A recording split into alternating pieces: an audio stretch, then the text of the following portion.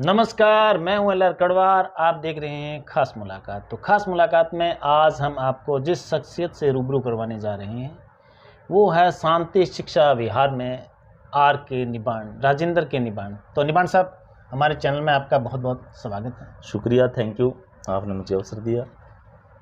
तो निबाण साहब, क्या आप भगवान या देवता को मानते हैं? बहुत गंभीर सवाल लिया आपने। जी जी।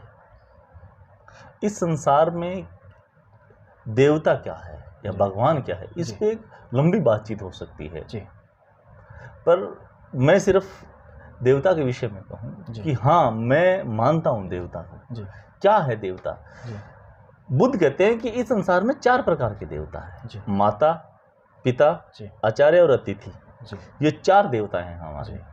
माता इसलिए देवता है कि माता अनंत दुखों को झेलती हुई हमें इस संसार में लेकर के आती है। पिता इसलिए देवता कहलाए हैं कि पिता बहुत तकलीफों के बाद रात दिन कड़ी मेहनत करके हमें इस संसार में उन्होंने हमारे लिए उचित भोजन, शिक्षा, आवास इत्यादि की अच्छी व्यवस्था की। और आचार्य इसलिए देवता है कि माता पिता तो हमें इस संसार में ले आए, परंतु इस संसार में जो रहने का ढंग है वह आपको आचार्य सिखाता है। आपका टीचर, आपका गुरु सिखाता है। और अतिथि इसलिए देवता है कि वह आपके यश को अनंत दूर तक पहुंचाता है।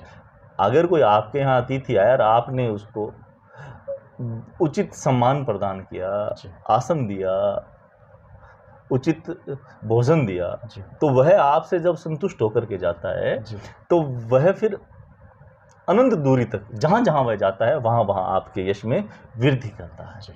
इसलिए हमें हमेशा माता पिता, आचार्य और अतिथि को दान दे करके सदैव संतुष्ट रखना चाहिए।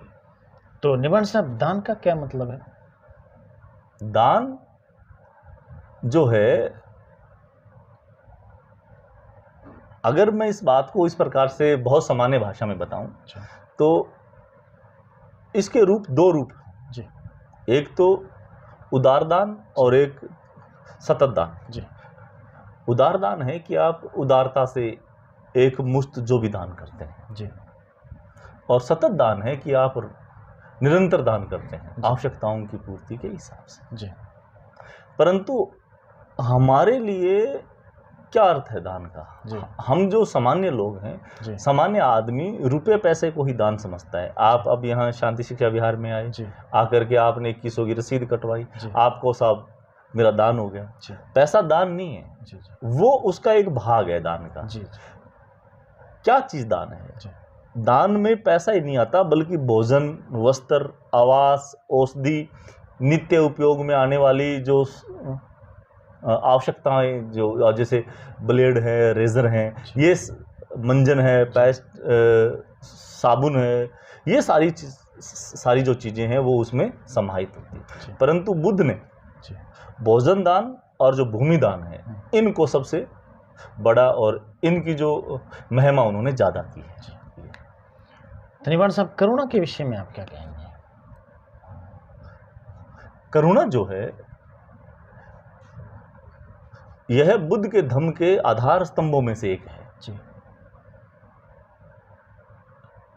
करुणा का अर्थ है भाईचारा और प्रेम।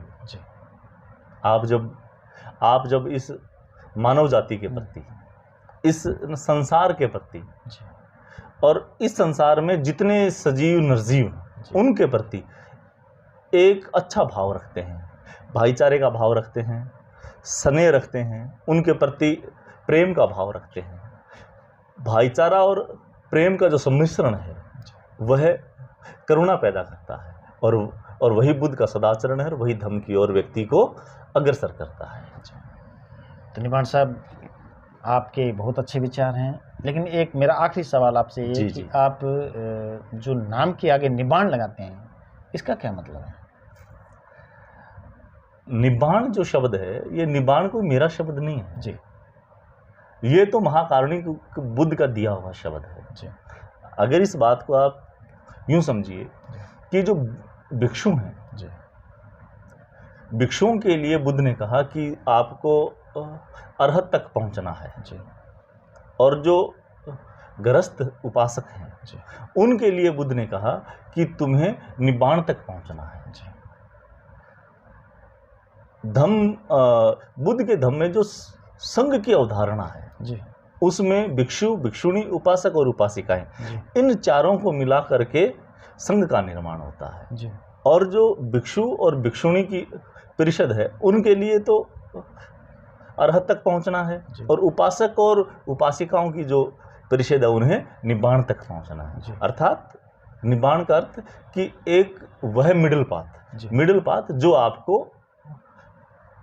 आपको दुखों से मुक्त करके सुख के मार्ग की ओर अग्रसर करती है, वह निब्बाण का पथ है। जी जी। तो निब्बाण साहब, आज आपने हमारे चैनल को समय दिया, इसके लिए आपका बहुत बहुत शुक्रिया। थैंक यू, धन्यवाद।